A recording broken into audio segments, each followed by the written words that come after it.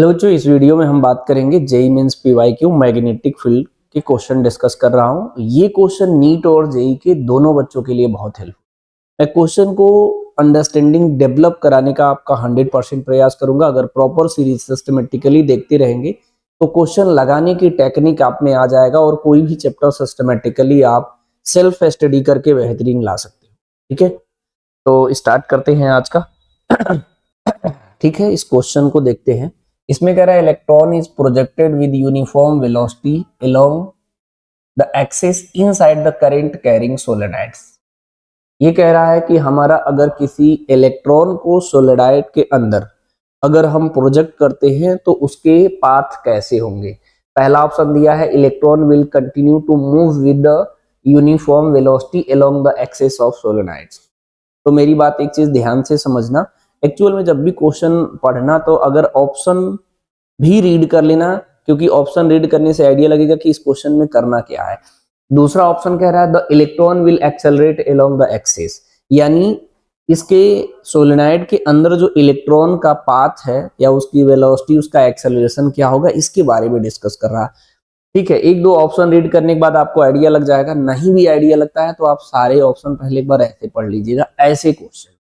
तो पता है सोलेनाइड्स के अंदर जो है मैग्नेटिक फील्ड का फॉर्मूला क्या होता है, म्यू नॉट एन आई होता है और ये कांस्टेंट होता है। तो मैं सोलेनाइड का डायरेक्ट डायरेक्शन कंसीडर कर लेते हैं। मान लेते हैं सोलेनाइड के अंदर ऐसे इस डायरेक्शन में हमारा मैग्नेटिक फील्ड है और इसी डायरेक्शन में किसी इलेक्ट्रॉन को अगर आप प्रोजेक्ट करते हैं, इसका चार्ज मैं क्यू ले रहा हूं, इधर प्रोजेक्ट करते हैं वी वेलोसिटी से, तो एक्चुअल में मैग्नेटिक फील्ड प्रोजेक्ट करेंगे तो एफ का फॉर्मूला होता है क्यू वी क्रॉस बी होता है।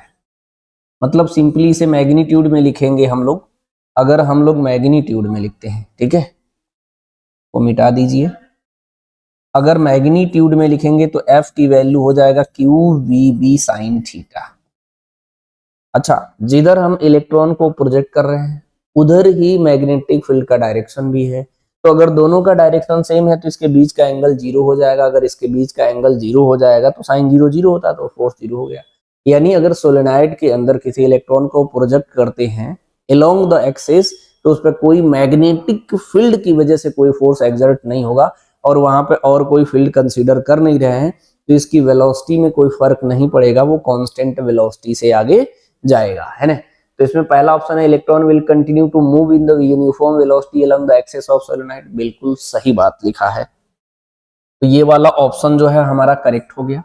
इसके बाद इसमें कह रहा है the electron will accelerate along the axis. भाई कोई फोर्स नहीं लग रहा है तो उसमें एक्सेलरेशन प्रोड्यूस नहीं होगा। उसके बाद कर the electron path will circular about the axis. जब किसी इलेक्ट्रॉन या चार्ज को मैग्नेटिक फील्ड के परपेंडिकुलर थ्रो करते हैं तब सर्कुलर पाथ बनाता, तो ये भी गलत है। The electron will experience a force at 45 degree and the axis execute the helical path। जब किसी इंक्लाइंड एंगल पे मैग्नेटिक फील्ड में फेंकते हैं तब वो हेलिकल पाथ बनाता है। ये बेसिक फंडामेंटल अगर आपका क्लियर है तो सवाल आप ओरल ऐसे भी टिक कर सकते थे। फिलहाल मैंने इसे एक्सप्लेन किया हूं स्लोली। देखो नेक्स्ट क्वेश्चन में, ये सारे क्वेश्चन का पैटर्न है, मुझे लगता है कि आप लोग को एक बार अपने क्वेश्चन के पैटर्न को जरूर देख लेना चाहिए, क्योंकि बच्चा अपने क्वेश्चन पैटर्न को नहीं देखता है इसीलिए उसकी स्कोरिंग कम हो जाता है। एक बार पैटर्न जरूर देखिए आप लोग, सेकंड अटेम्प्ट में बहुत काम आएगा, है ना। देखो इसमें कह रहा है the electrostatic force F1 magnetic force F2 acting on the charge Q moving with velocity V can be written. तो आपको पता है कि इलेक्ट्रिक फोर्स का जो फॉर्मूला होता है वो QE होता है। अगर वेक्टर में लिखेंगे तो इस पर वेक्टर लगा देंगे। मैग्नेटिक फोर्स का फॉर्मूला होता है Q V cross B, vector में ऐसे लिखते हैं। नेट फोर्स अगर निकालना होगा तो अच्छा, नेट फोर्स पूछा ही नहीं है, ये खाली फोर्स का रिप्रेजेंटेशन पूछा है। F1 QE F2 Q V cross B, C option correct है। मैंने ये जो लिखा हूं क्या आपको लिखना पड़ेगा, आपको जनरली फॉर्मूला लर्न है, टिक करो आगे बढ़ो। प्रैक्टिस आपको परफेक्ट कर देगा एग्जाम में अच्छा नंबर लाने के लिए, इसीलिए प्रैक्टिस करना बंद नहीं करिए, प्रैक्टिस बहुत जरूरी होता है। नेक्स्ट क्वेश्चन में कह रहा है कि a proton and a deuteron charge plus e and mass 2u having same kinetic energy enter in a region of uniform magnetic field B moving perpendicular to path B. The ratio of radius R D of deuterons the path through the radius R P of the proton path each. समझे, ये कह रहा है अगर हम proton और deuteron को magnetic field के परपेंडिकुलर थ्रो करते हैं तो ये सर्कुलर पाथ बना लेगा, और जब ये सर्कुलर पाथ बनाएगा तो उसका रेडियस का रेशियो पूछ रहा है। सिंपल, तो पता है जब किसी चार्ज पार्टिकल को मैग्नेटिक फील्ड में फेंकते हैं तो सर्कुलर पाथ का फॉर्मूला होता है आर इक्वल टू होता है mv अपॉन क्यूबी। किसी बच्चे को लगता है कि ये फॉर्मूला सर हम बार बार भूल जाते हैं, तो एक चीज हमेशा ध्यान रखे रहिएगा कि अगर किसी, मान लो ये मैग्नेटिक फील्ड ऐसे बना लो क्रॉस अंदर की ओर, क्रॉस का मतलब होता है मैग्नेटिक फील्ड अंदर की ओर है, इसमें किसी चार्ज पार्टिकल को फेंकोगे तो ये सर्कुलर पाथ बना लेगा, उसका मास m मान लो, उसका स्पीड v मान लो। तो सर्कुलर मोशन का बेसिक कॉन्सेप्ट तो पता ही होना चाहिए कि अगर कोई पार्टिकल सर्कुलर पाथ में घूमता है तो क्या होना चाहिए, mv स्क्वायर बाई आर, इसका रेडियस r मान लेते हैं, mv स्क्वायर बाई आर, इसको बोलते हैं सेंट्रीपिटल फोर्स। अच्छा, ये तभी लगेगा जब यहाँ पे कोई सोर्स अवेलेबल है, ये इसी वजह से अगर यहाँ से मैग्नेटिक फील्ड एब्सेंट कर दे तो ये सर्किल में नहीं घूमेगा, यानी इस पे मैग्नेटिक फोर्स कितना लगेगा जी, क्यू वी बी साइन 90। ठीक है, ये कैसे साइन 90 लग रहा है इसको भी बता दे रहा हूं। V हमारा इधर है, मैग्नेटिक फील्ड अंदर है, तो मैग्नेटिक फील्ड अंदर V इधर, तो इसके बीच का एंगल 90 हो जाएगा, तो साइन 91 होता है। यहां से अगर आप इजीली अब देखोगे तो सॉल्व हो गया, क्योंकि एक V यहां से कट हो जाएगा, साइन 91 हो गया। R उधर ले जाओ तो R की वैल्यू कितना हो गया, mv अपॉन क्यूबी। कभी कभी ऐसा होता है कि बच्चों को ये फॉर्मूला दिमाग से निकल जाता है, वो भूल जाते हैं कि क्यू ऊपर है कि नीचे है, तो इसलिए आपके डिराइव्ड फॉर्म भी आपकी अंडरस्टैंडिंग में होना चाहिए अगर आप स्कोरिंग अच्छा करना चाहते हैं। दूसरा, अगर आप इसे मल्टीपल प्रैक्टिस करते हैं तो फिर आपको डिराइव की भी नीड नहीं होगा, जनरली फॉर्मूला लर्न हो जाता है ऑटोमेटिक।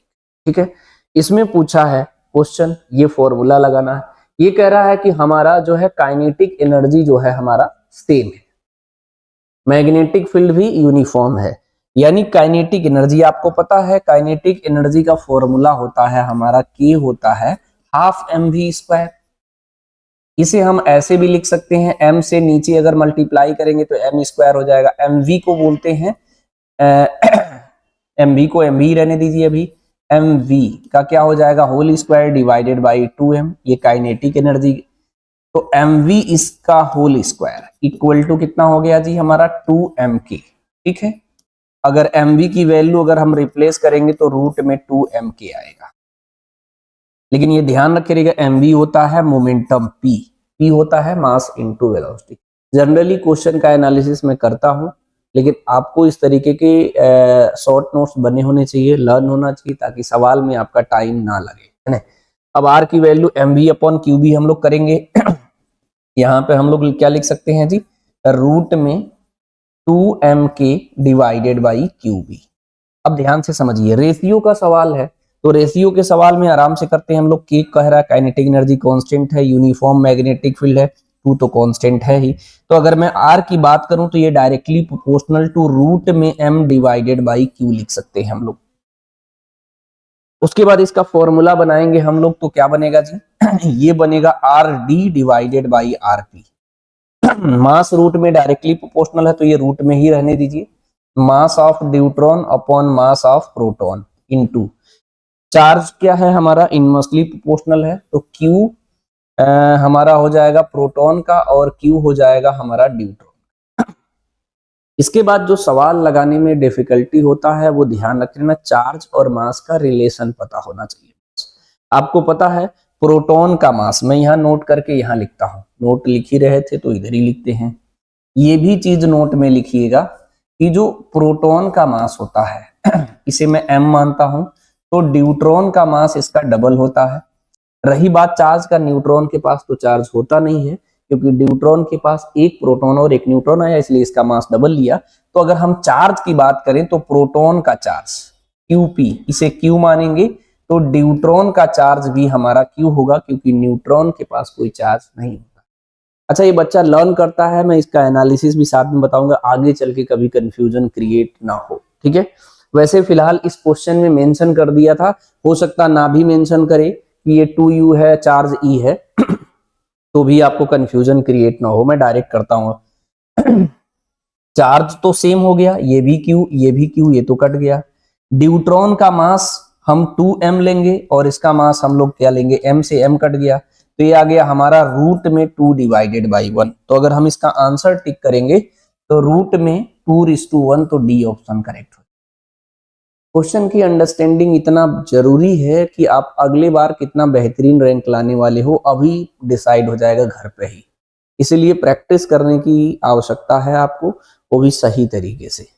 अगर हम बात करें इसे नेक्स्ट सवाल की, इसमें कह रहा कि a proton moving with a constant velocity passes through a region of space without any change its velocity if vector E and vector B represent the electric and magnetic field respectively then the region of the space में है। तो इसमें ध्यान से समझना है, देखो हर सवाल को मैं हमेशा कहता हूं सवाल समझ लीजिए सलूशन आ जाएगा आपका। बस इसमें क्या कह रहा है, a proton moving with constant velocity passes through a region in space without any change in velocity and if E and B represent the electric and magnetic field then the region of the space में। ये कह रहा कि कोई proton जो है वो constant velocity से जाए, वो वेलोसिटी चेंज ना हो, उसका पाथ ना चेंज हो, तो इसमें कौन सी पॉसिबिलिटी हो सकता है, पॉसिबिलिटी की बात करा है।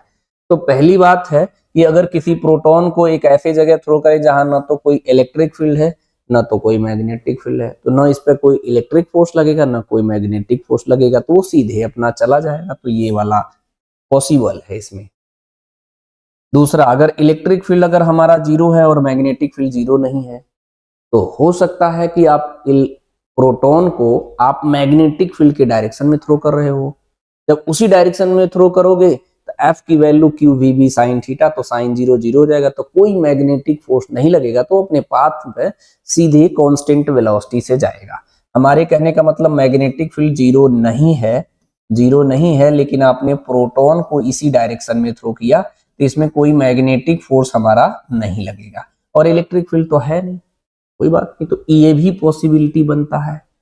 उसके बाद कह रहा कि मैग्नेटिक फील्ड जीरो हो, तो मैग्नेटिक फील्ड जीरो हो गया तो मैग्नेटिक फोर्स तो लगेगा नहीं, लेकिन इलेक्ट्रिक फील्ड कह रहा कि इस बार जीरो नहीं।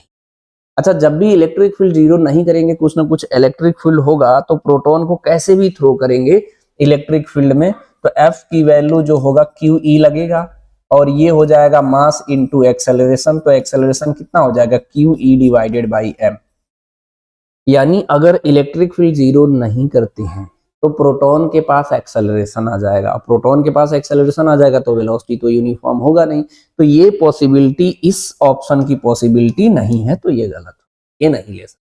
अगर आगे चलेंगे, इलेक्ट्रिक फील्ड और मैग्नेटिक फील्ड दोनों जीरो नहीं लेते, तो ना लो भैया, नहीं लेते हैं तो ऐसी भी पॉसिबिलिटी बन सकता है डी ऑप्शन में कि आप प्रोटॉन को ऐसे थ्रो कर रहे हो कि ऊपर हमारा लग रहा है क्यू ई और नीचे लग रहा है हमारा क्यू वी बी। अगर दोनों फोर्स प्रोटॉन पे इक्वल और अपोजिट डायरेक्शन में लगता है तो ये कांस्टेंट वेलोसिटी से आगे जाता है विदाउट एनी डिफ्लेक्शन, इस पे कोई चेंज नहीं आता है। इसका कंडीशन यही है, दोनों को इक्वल करोगे तो क्यू क्यू कट जाएगा, तो इसमें v की वैल्यू आता है e बाई बी। इस कांस्टेंट वेलोसिटी से ये पाथ में, स्ट्रेट लाइन पाथ में जाता है, इसका वेलोसिटी यूनिफॉर्म होता है, तो यानी इसकी भी पॉसिबिलिटी है।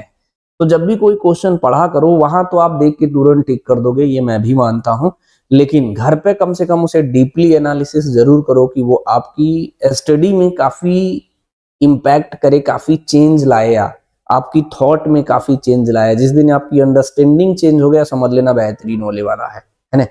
तो इसमें अगर मैं ऑप्शन की बात करें तो A B D C option correct हो गया, समझे। इसमें कह रहा है 2 particle x and y having equal charge are being accelerated through a same potential difference, thereafter they enter the normally in the region of uniform magnetic field, describe the circular path radii r1 and r2 respectively, the mass ratio of x and y। पीछे के concept of फिर use हो गया है, इसीलिए कह रहे हैं कि अंडरस्टैंडिंग डेवलप करिए, शॉर्ट नोट्स बनाइए, ताकि अगली बार आप डायरेक्ट इस्तेमाल कर सके।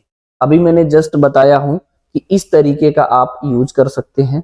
R का फॉर्मूला क्या है, √2m k/q भी, k की वैल्यू होता है हमारा q इंटू VB होता है। V होता है पोटेंशियल डिफरेंस अप्लाइड अक्रॉस, ठीक है, जो पोटेंशियल डिफरेंस उसके क्रॉस अप्लाई करते हैं वो होता है, ठीक है। यानी इस फॉर्मूले को हम लोग ऐसा भी लिख सकते हैं, P की वैल्यू मैं वहीं पे लिख लेता हूं, ज्यादा सही रहेगा, है ना। मतलब अगर आपकी अंडरस्टैंडिंग बढ़िया होने लगा तो समझो ऐसे ही है कि नहीं। बस इन R की वैल्यू तो समझ ही गए होगे। R की वैल्यू जो हमें लेना है, R equal to mv upon QB लेना है। इसको लिखते हैं हम लोग रूट में 2m k divided by QB। इसको और भी सिंप्लीफाई कर सकते हैं, ठीक है। इसको हम लिख सकते हैं रूट में 2m k के जगह QV लिख सकते हैं, डेल्टा V लिख सकते हो, पोटेंशियल डिफरेंस अपॉन QB। अब क्वेश्चन में ध्यान से समझना, क्योंकि ये रेशियो का सवाल है तो आसानी से हम लोग कर सकते हैं। 2 particle x and y equal charge, ठीक है। मैं यहाँ पहले लिख लेता हूँ प्रोपोर्शनलिटी बनाने के लिए। R का फॉर्मूला आएगा under root 2mQV divided by QB, ठीक है। 2 particles x and y equal charge हमारा इक्वल है तो Q तो सेम हो गया।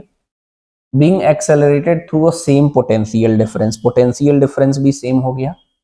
Thereafter enter normally in the magnetic field, uniform magnetic field, और ये भी Q सेम हो गया। ये तो 2 कांस्टेंट है, यानी R जो है वो डायरेक्टली प्रोपोर्शनल रूट m आ गया, समझे। यहां पर कैपिटल R1 और R2 लिखा है तो उसी के टर्म में लिखते हैं, तो लिखेंगे R1 divided by R2 equal to root में m1 divided by m2। Ratio मास का पूछा है तो इसको स्क्वायर कर देंगे तो इधर हो जाएगा R1 डिवाइडेड बाई R2 का स्क्वायर, और इधर का रूट हट जाएगा तो m1 डिवाइडेड बाई m2 का जो आया R1 अपॉन R2 का होल स्क्वायर, यानी इसका कौन सा ऑप्शन है, फर्स्ट ऑप्शन। तो क्वेश्चन की अंडरस्टैंडिंग इतना ज्यादा जरूरी है जीवन में, जो आपको बहुत बेहतरीन रैंक दिलवा सकता है। और चाहे नॉलेज कितना भी हो, मैं इस टॉपिक पे इसीलिए नहीं कहता हूं क्योंकि क्वेश्चन बनाने के लिए बहुत सफिशिएंट मात्रा में नॉलेज ना भी हो, सवाल बनते हैं। 100% सवाल अगर आप नहीं भी करके आते हो तब भी आपके स्कोरिंग बेटर ही रहते हैं। जरूरी थोड़ी ना पहला ही रैंक मार दो, 10 के अंदर मारो, 100 के अंदर मारो तो भी बेस्ट अचीवमेंट माना जाता है, ठीक है बच्चों। ये सारे पार्ट में छोटे छोटे अब वीडियो क्लिप में आपको प्रोवाइड करने लगा हूं, क्योंकि आप इसे सिस्टमेटिकली देख सको। ये नहीं कि बहुत लेंदी वीडियो मैं आपको प्रोवाइड कर दे रहा हूँ, लेकिन ये छोटे छोटे वीडियो क्लिप आपको बहुत हेल्प करेगा, इसलिए सिस्टमेटिकली जरूर देखते रहना, ठीक है। इसको मैं यहीं पे एंड करता हूँ। All the best.